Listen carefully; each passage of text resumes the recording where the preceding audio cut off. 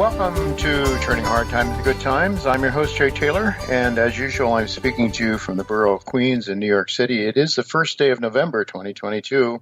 Before I talk more about today's show, let me remind you that I am the editor of a newsletter, Jay Taylor's Gold, Energy, and Tech Stocks, that is focused mostly on providing research and coverage of junior gold and silver exploration stocks. I do, of course, also comment on the economies and on various markets.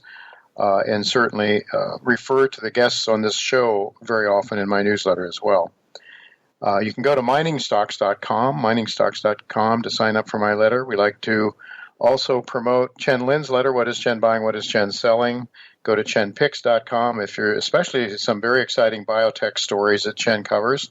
And Michael Oliver is not with us today, but we also like to plug Michael's work, olivermsa.com.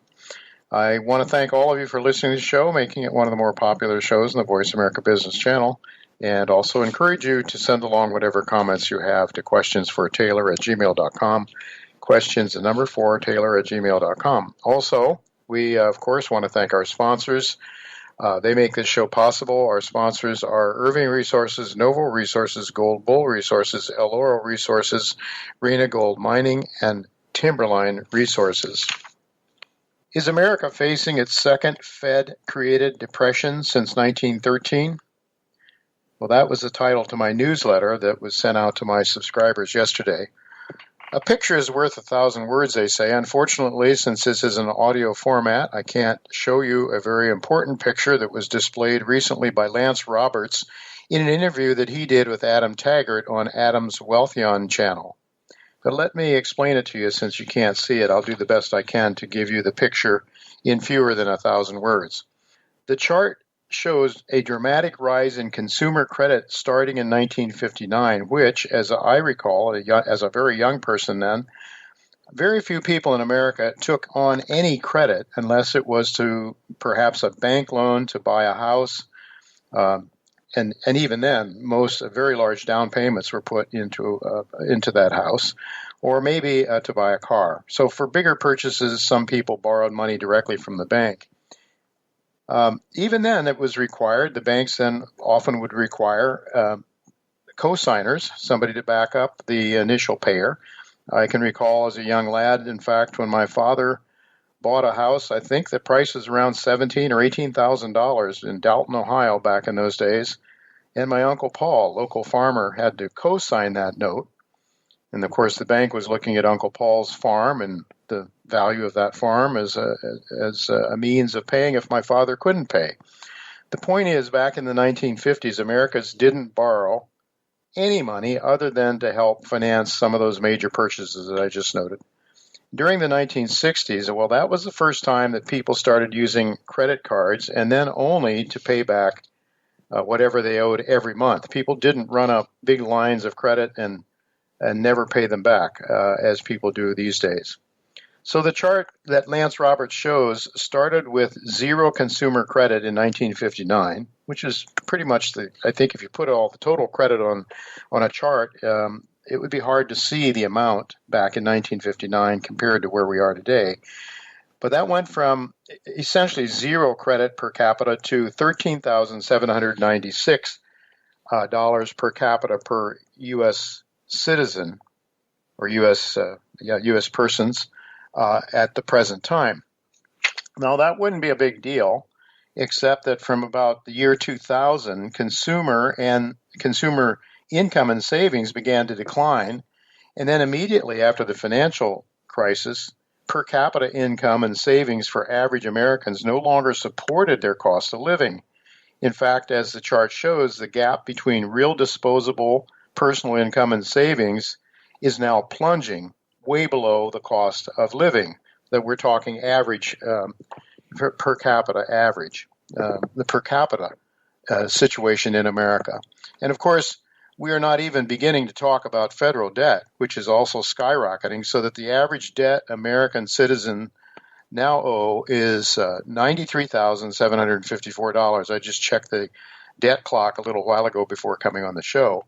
And if you're a taxpayer, well, your average debt is $247,882. And this accelerating and rising very rapidly, of course, it seems to be getting out of hand with COVID and more recently with the war in the Ukraine and the problems that have resulted from that, the inflation issues and so forth. Well, propaganda from both major political parties has most Americans believing that the Fed was created to reduce economic risks and market volatility and also to create full employment and maintain stable prices. That's what we're told all the time. That's what their mandate is. I would say that they have failed on all counts for at least two reasons. First of all, as we should have learned from the USSR and other socialist experiments, it's impossible for governments to devise a perfect economic environment. It's impossible for the Fed to do what markets do perfectly, namely to define an equilibrium price for interest rates. Secondly, the Fed was in fact not created for those stated goals.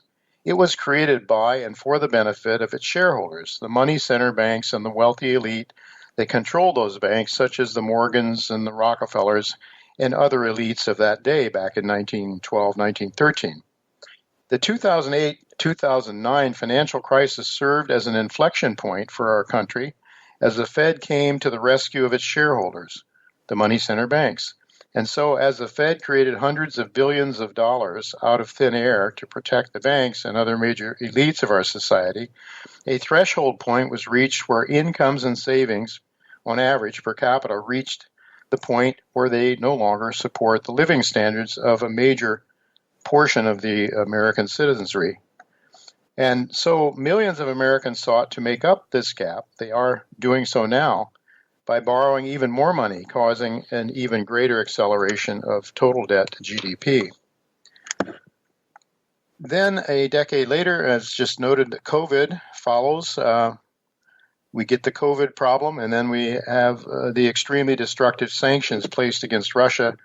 That has put America's very existence, I would argue, in question, whether destruction comes by way of an economic depression or nuclear annihilation. It seems there is no appetite from Americans, at least the elites, to seek any peaceful solution with Russia. And it doesn't seem as though the citizens are really caring much about that issue either. Well, and it's not hard to understand that because, after all, since 1971, when gold was detached from money, the American empire has been able to expand endlessly, thanks to the Fed's fiat printing press and the American taxpayer, who is taxed directly or indirectly through inflation caused by trillions of dollars created out of thin air by the Fed. A glance at Lance Roberts' chart suggests that America's days as a financial empire, and thus as a global superpower, may be nearing an end. As the masses of voters enter poverty, what is the Fed to do? What is the government to do but to create even more and more money at a faster and faster rate of speed in order to keep citizens bearing torches and pitchforks from seeking revenge? But printing more money will only provide very short-term relief. As we've seen, the Fed has been doing nothing but kicking the can down the road, not fixing anything, just putting bandages over the injuries. Because the Fed has destroyed price discovery of capital by manipulating interest rates to zero, causing capital to be allocated to worthless endeavors while the debt used to manufacture fiat money remains to be paid.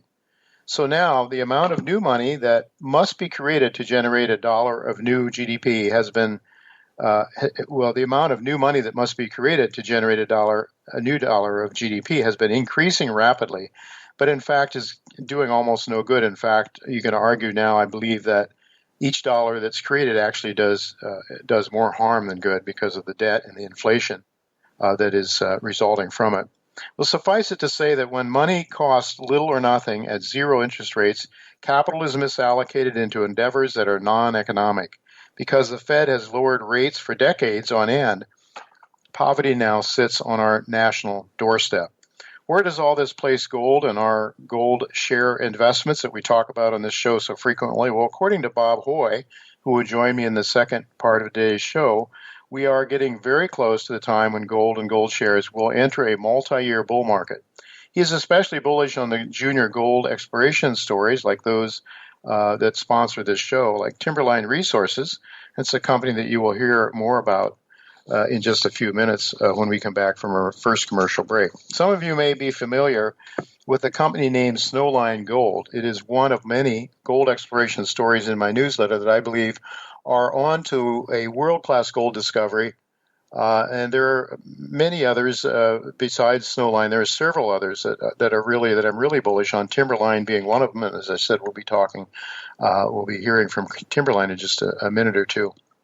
It seems very reasonable to expect Snowline to outline something perhaps on the order of 20, 30 million ounces of gold from its project in the Tintina Gold Belt. But there is another Tintina Gold Belt story that I have just written about in my letter. I learned to know about this story after Quinton Henning suggested there was another prospect with the same kind of potential, the same kind of geology and mineralization as a Snowline project has. And I have just started covering that story in my newsletter, and I hope to have that company on the show sometime in the future to talk about it. But if not, you can learn more about it by subscribing to my newsletter. Go to miningstocks.com to do so. That new company I'm talking about is selling at a mere 12 cents a share. Of course, right now, people aren't interested in these gold shares at all. But if the main theme of this week's show, which is a new gold bull market, is underway very soon, then I think a lot of you are going to be sorry if you don't already own some of these primary and really good stories. You're going to be sorry you haven't done so.